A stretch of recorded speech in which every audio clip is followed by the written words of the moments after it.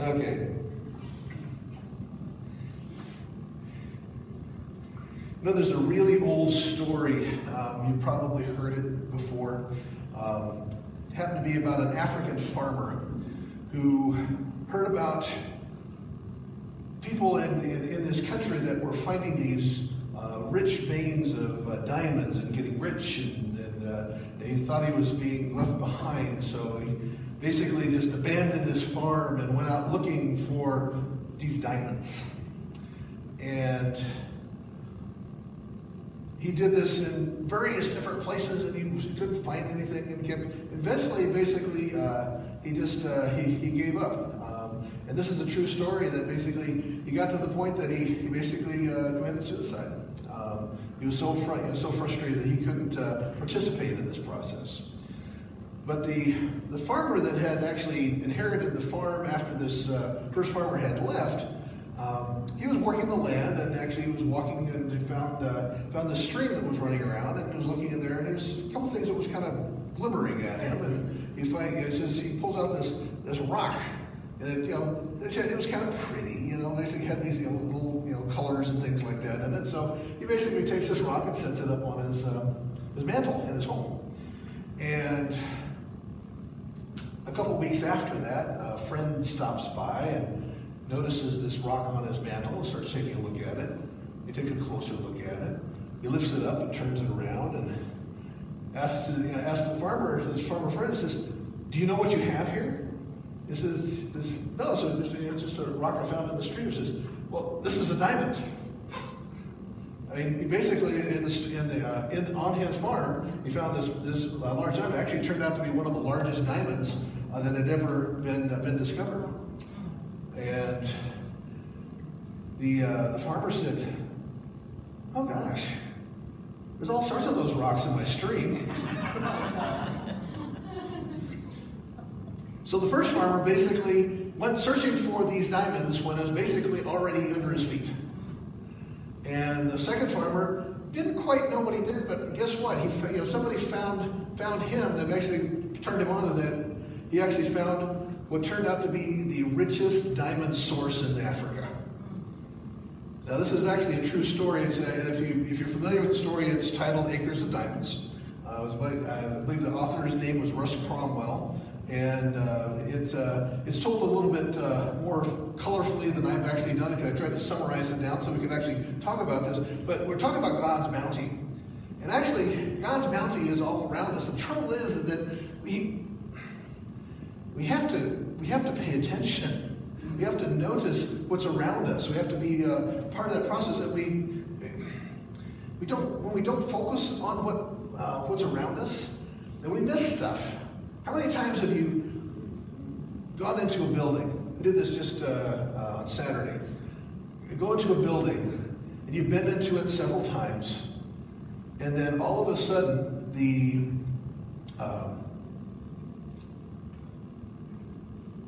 there's something on the wall that you say, "Oh, that must be new." It's just, "So when did you put that up?" And they say, 2 years ago. It says, "I guess I wasn't ready to see it before then." And the thing is that anyone ever read the Science of Mind text and actually find that there's something in there the second time you've read it? I mean, any of us that have studied the book will vouch that Dr. Holmes goes and rewrites the book all the time. He doesn't. You go back and read the same thing that you've read countless times, and all of a sudden you go, "But gee, I never really saw it that way, or didn't notice that before." The thing is, it's not that it isn't there. It's just that sometimes we're just not quite ready for it yet. The thing is, we're not tuned in. We're not on the right frequency. So what happens is that we fail to recognize what's already here. That's what this talk is going to be primarily about, is that we need to take a look at how we notice things around us. We need to pay attention to what's going on, because there's abundance. If you look for it, there's abundance all around us, and it depends on what you're trying to pay attention to. When I was writing my talk, first part of it was I was basically sitting in the middle of a forest. And I'm going, there's trees for the, as far as the eye can see, for another 20 miles of just nothing but trees and rocks and things. The thing is that they're all over the place. There's an abundance of them. There's all sorts of birds and animals and things like that. There's an abundance of them. There's always an abundance, and basically, if you don't pay attention to it, you go, oh, there's animals. Oh, those are just trees. Then somebody asked me, says, so what kind of tree is that? And I go, I have no idea. So the thing is that I'm not really the one that focuses on, is it a cypress, juniper, ponderosa, there's all sorts of different trees up there. I just notice they're trees and they're pretty. So what happens is that we don't focus on the abundance that's around us, so we don't see it. And the thing is that part of this process that we talk about in Science of Mind is that we got to wake up to it. We got to wake up to the idea that it's already there. It's already there for you to actually have that abundance of moving for you. Dr. Holmes tells us that if a man takes his images of thought only from his previous experiences, then he continues in the bondage which those previous experiences create. He goes on to say, Jesus understood these great laws of cause and effect in the universe, which work sometimes with the apparent slowness, but always with sureness. So it's not that you can't count on them, they're actually always working. There's always being there, there's always part of that process that's unfolding for us. And the thing is that we actually need to take a look at what is the ways that we've been looking at things, and how can we look at something maybe a little bit different so we get to see something new? How do we grow a little bit more so that when we see that same thing that we've seen dozens of times, we finally recognize it for what it is that's something really interesting. And actually, the thing that I missed in this, I was in a church on Saturday, yesterday, and on the wall was a picture of a very good friend of mine who was actually the prior pastor of the church. And I said, I'd never seen that before. And doggone it, and they said, well, he has been there for 2 years. I said, you think I would have noticed that because this person's a good friend of mine. And the thing is that I still didn't notice it. For some reason, it was one of those things that I didn't focus on. So it reminded me that when I was looking at this, I go, this is exactly what I'm talking about. Is I wasn't evidently ready to see it for some reason, for some way that it didn't show up in the right direction, the right way, the right lighting. I don't know. But for some reason, I didn't see it. But the thing is, I finally opened my vision up enough that all of a sudden it started showing up in my life. And the thing is that this happens in pretty much all the aspects of our life. When something doesn't seem to be working for us, we actually have the opportunity to open up the vision and find out, okay, there is an answer here. There is a vision that needs to be realized here. The thing is that what I've been doing up to this point isn't working. Anyone ever have that? They said, I've worked, and I'm not getting the demonstration. The thing is that what we're looking for is, what is it that's going to tangibly move us forward into the full expression of the divine? What is it that was going to need to be there that actually allows us to embrace the idea that there is a clarity? It's what Dr. Holmes told us about, Jesus talked about the law of cause and effect, is that that's really what we're shooting for. It is natural for us to use our past experiences to judge what's going on now. I mean, it's what's comfortable for us. We've talked about that a couple times where we're talking about things being in our comfort zone. Is that the thing is that there's this area around us that we're comfortable in. It's where we hang out. We know it. Basically, we kind of know the nooks and crannies. We know where the potholes are, know where to avoid. The thing is that a lot of the things that show up in our lives that we want something different, we want something more, we want something better, they just happen to be outside of that comfort zone. And unfortunately, right between where you're at in the comfort zone and outside the comfort zone, there's this little barrier. And unfortunately, what that barrier is called is fear. And that barrier is what stops us from going forward because we're afraid, what happens if I don't do it right? What happens if I don't do it? What happens if I can't get back to my comfort zone? Thing is that the comfort zone is what is holding you back. The comfort zone is what's there. And not that it hasn't served you up to this point, but in order for us to continue to grow, to continue to expand, we actually have to have that moving forward. We actually have to have the expansion moving forward. So we need to push that border back. I'd like to say that we can just obliterate it totally and we just basically do whatever we want to, but I haven't figured out how to do that yet, so I can't teach you how to do that, but I'm working on it, okay? As soon as I figure it out, I'll let you know. The thing is, until we do that, we just continue to have to grow, because that's actually how most of the people that I know actually see how this works. So what happens is that we use our past experiences to kind of base on what's going on right here and right now. So if I've always been bad at relationships, chances are this next relationship is not going to be very, very good either.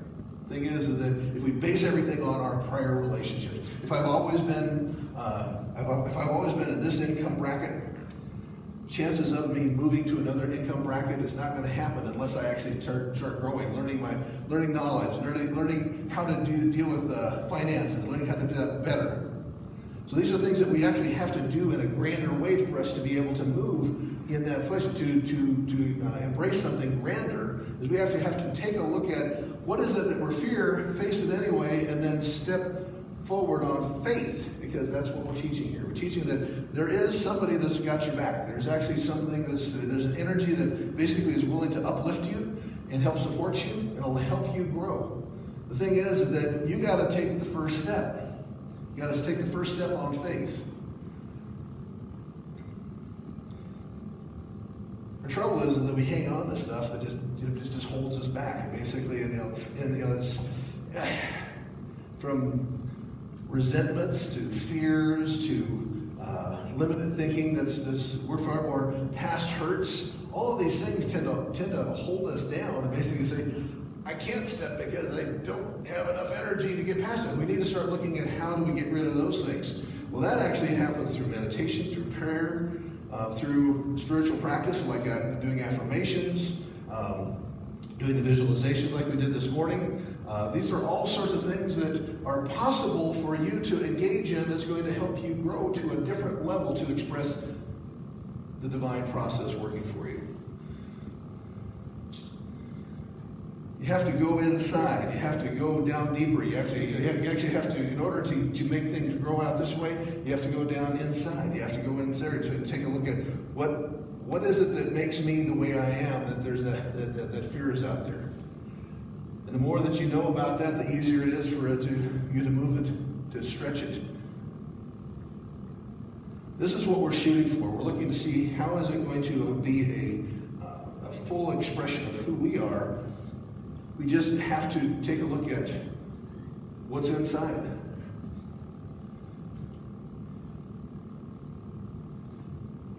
And when Jesus said in Matthew, he talks about resist not.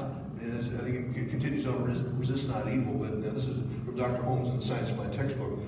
So when Jesus said resist not, he meant not that non-recognition of evil is the only way to avoid it. I had to really think about that one myself. I says, okay, so what does that really mean? He said that this is the only true recognition of evil, the only way to avoid it. It's true according to the law of cause and effect for what we persist in recognizing. If you recognize it as something that's active in your life, then you've basically given it a front row seat to whatever you get to experience. So what we're looking to see is for what we for what we persist in recognizing, we persist in holding in place. That which we refuse to recognize, this is the secret to it, that what we refuse to recognize, we neutralize, and it's no longer there so far as we're concerned. Now, the world will tell you different. It'll try to bring you back in and say, no, it's still active. It's still there. It's still a problem. The thing is that when we see something that's when we talk about evil, we're talking about living in a wrong way. Or they talk about live as or evil is just live spelled backwards. The thing is that what we're looking for is how can we actually allow things that aren't working in our lives, things that are standing in our way, things that are limiting us from the divine bounty that is there for us. How do we get past that? How do we get over it, around it, under it? And it has to do with that inside work that we just talked about. It has to do with the idea that we need to take a look at what we're holding on to, what's stopping us from growing, what's allowing us to stay where we're at, and that the divine urge that basically wants us to grow, because the natural tendency is for us to grow. It's for us to grow into a delightful way of the authentic version of who we are.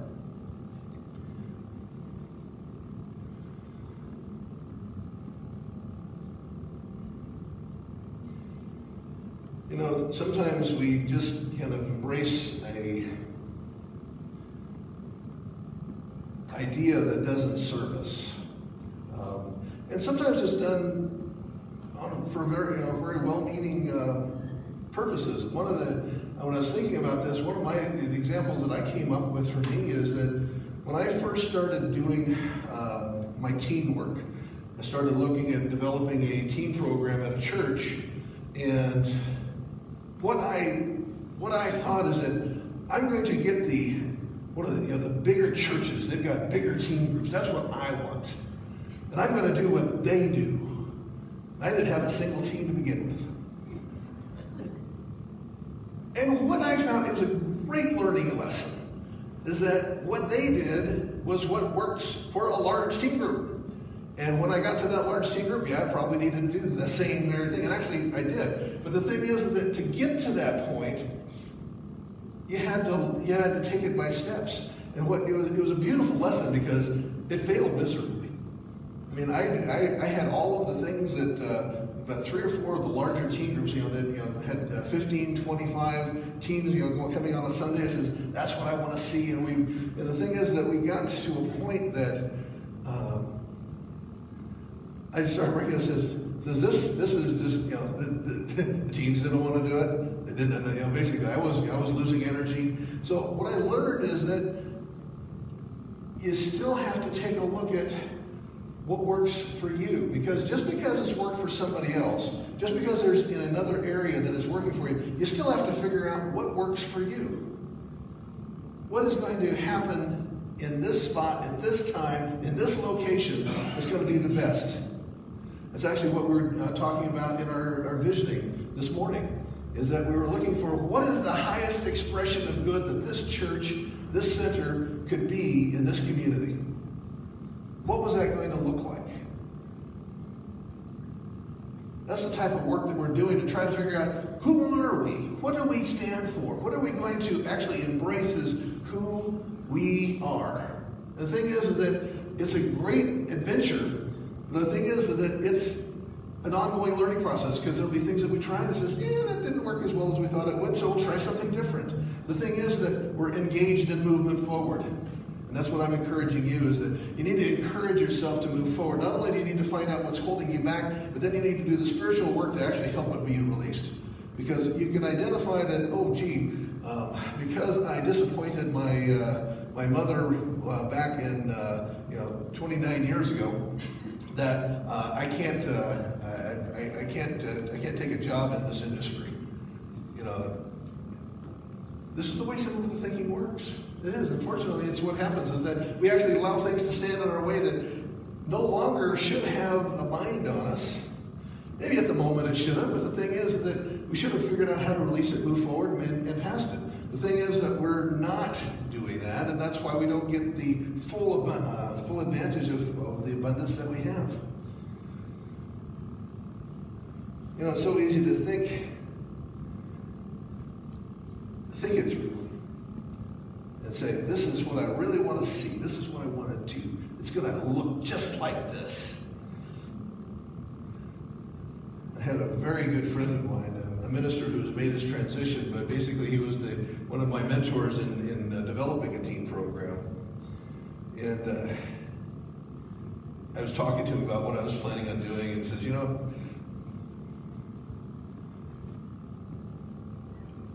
the great way to make God laugh is to tell him your plans. I mean, because there is a divine plan.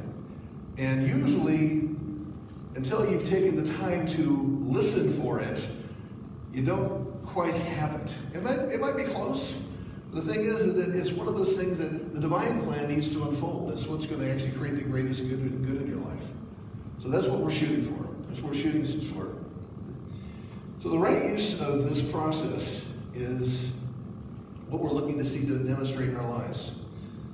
The right use of the idea of this thing called mind, because as we place the right thoughts in our mind, we allow them to grow in there, and we allow them to grow unfettered, because unfortunately, as soon as we allow something to grow that's different than than the status quo, and all of a sudden the mind starts thinking, gee, is this really what we want to do? Is this what we're going to do? Or are you sure you want to do this? You did this before, you didn't do very good. The thing is that your mind just starts going all sorts of crazy ways to basically tell you why you shouldn't be doing something, when you absolutely know that that's the best thing for you. We continue to embrace the idea that we are a better expression as we understand life better, as we understand this idea called mind better. But we definitely need to take a look at how we're focused. Where are we? What channel of the television are we looking at? When I was going through the Prosperity Plus class, Mary Morrissey talks about, are you tuned to CNN when you should be looking at the Discovery Channel? Are you basically taking a look at all the effects of weird thinking, of basically limited thinking, of basically ego showing up in our lives? Are we looking at how the creativity of the world shows up in our lives? So what channel, what frequency are you tuned into? And that's what we're looking for. We're looking to see what are you looking for in that process. The universe is here for us. The bounty of God is here for us. Knowing that the universe is here for us is that we can confidently also know that our prayer is answered before it's even asked. God already has that awareness. God is already in that process of knowing. We just need to embrace the idea. And as we do that, we get to see the demonstration. We get to see the love that's expressed as us. And we get the chance to see that the world that we've co-created with the divine becomes closer and closer and closer to what our ideal is, what our authentic expression is, what you really are. I'm here with you on that journey. Please seek me out if there's any questions about this, but I encourage you to take a step on faith. Do it sometime this week, but basically make that step and let me know how it turns out. Namaste.